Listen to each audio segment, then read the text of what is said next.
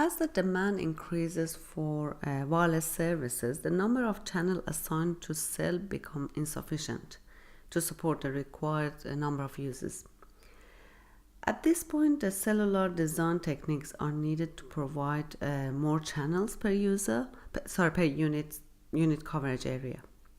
There are a number of techniques used to obtain that. One of them is to obtain additional spectrum for new subscriber, which is very expensive. The other method is to change the cellular architecture by doing the cell splitting, cell sectoring, and reuse partitioning. Or another one is the change frequency allocation methodology like channel borrowing or dynamic channel allocation. Also with the change modem and access technology as well. So one method is cell splitting. By cell splitting, more channels can be assigned to a given area. So in the diagram we can see the process of cell splitting that is used to expand the capacity or number of channels of the mobile communication. In this example, the radio coverage area of the large cell site was split by adjusting the power level and using the reduced antenna height.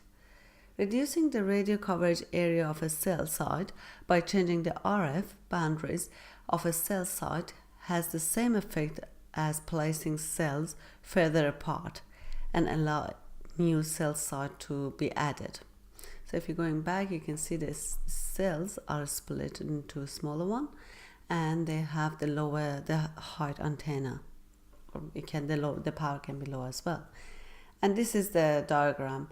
That's basically the smallest cell made out of the small cell created in between the bigger cell.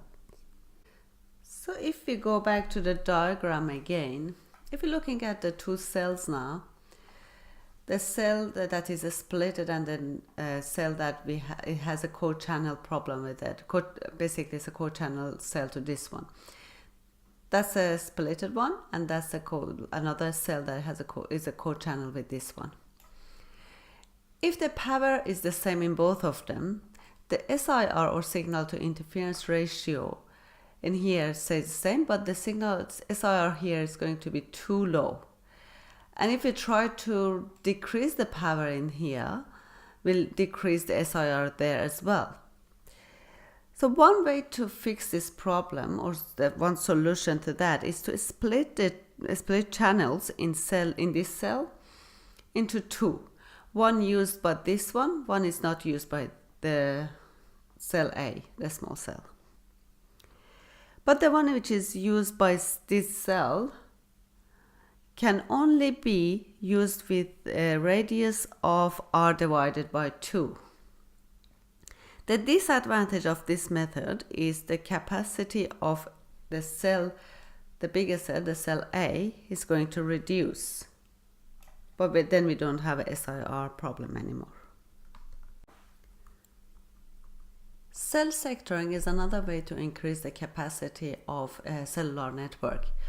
By introducing the antenna, the directional antenna, and using instead of omnidirectional, the signal to interference ratio can be increased and then increase the capacity as well. The co-channel interferences reduces and the coverage of antenna is restricted because now we're using the directional and not omnidirectional. Different type of sectoring. The main cell is 360 degree cells. Then we have 120 degree sector cells and 60 degree sector cells, which has 3. This one has 3 and this one has 6. An example of the cell sectoring is presented here. There are only 2 co-channel interferences sources. Co-channel interferences reduces and capacity increases. So you can see that these cells are sectorized and they are 120 degree one. The limitation is that increased number of antenna at each base station, because now we have more cells and we need to add antenna. We said we're going to use the directional antenna, so each sectors need to have its own directional antenna. decreases in trunk efficiency, loss of traffic, and since sectoring reduces the coverage area of a particular group of channels, the number of hands-off is going to increase as well, because now the mobile devices is moving around. There are more hands-off or handover processes required to be done. The channel allocation techniques is another method to increase the capacity of cellular network. We don't have a uniform distribution of users.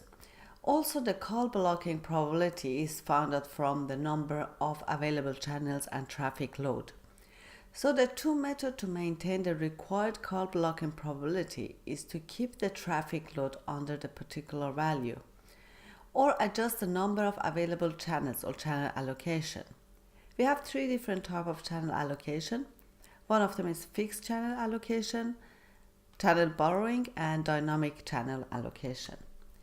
In the fixed channel allocation or FCA, the cell structure is used as it is part of the cellular network, and the number of channels are assigned to each cell according to some reuse pattern depending on the desired signal quality. So it depends what signal quality we require. We can choose the reuse pattern to allocate the channels for each cell.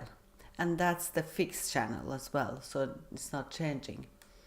FCA is not suitable when we have changing traffic conditions and changing user distribution. Then we have channel borrowing techniques. The high traffic cells borrow channels frequencies from low traffic cells and maintain them until the significant changes in traffic pattern are measured or predicted. But it is important to find out how to relate traffic distribution to channel allocation. Where should we borrow channels from? The two methods are temporary channel borrowing or static channel borrowing. This is an example of channel borrowing. There are 49 cells, or number of channels are equal to 7. A cell A here borrows a channel from cell F. So some cell Fs, like these ones that's indicated here, cannot use that channel until this channel in cell A is released. So basically, based on the changes in traffic, that can be released, and those channels with the F channels can be opened again or reused again. The other method we mentioned was dynamic channel allocation or DCA, where all channels are placed in a pool and assigned to a new cell according to the overall SIR patterns in all cells. Each channel can be assigned to any of the cells as long as it meets the SIR requirements. Channel is returned to the pool as the call is terminated, and it adopts this method adapts well to traffic load changes, but the problem is that it's extremely complex and inefficient in high traffic load conditions. There are variations of DCA schemes. We have centralized DCA. All channels are controlled by a central entity. Different schemes adopt various cost of functions existed as well. Then we have distributed DCA. So each base station decides the channel locally. The decision is again based on two different things. There are two subclasses of these. Base station either decide on a cell-based decisions. So each base station maintain a table for all available channels. The problem is that additional inter-base stations communication is required. All it has the interference based. Each base station measures received signal strength to decide how to assign the channel. And the problem here is that it suffers from additional co-channel interferences, which leads to channel interruption. In this slide, there's a comparison of all different type of DCAs that you can look through it and see the differences in a better setup, or it's basically summarized setup. And this is the comparison of fixed and dynamic channel allocation.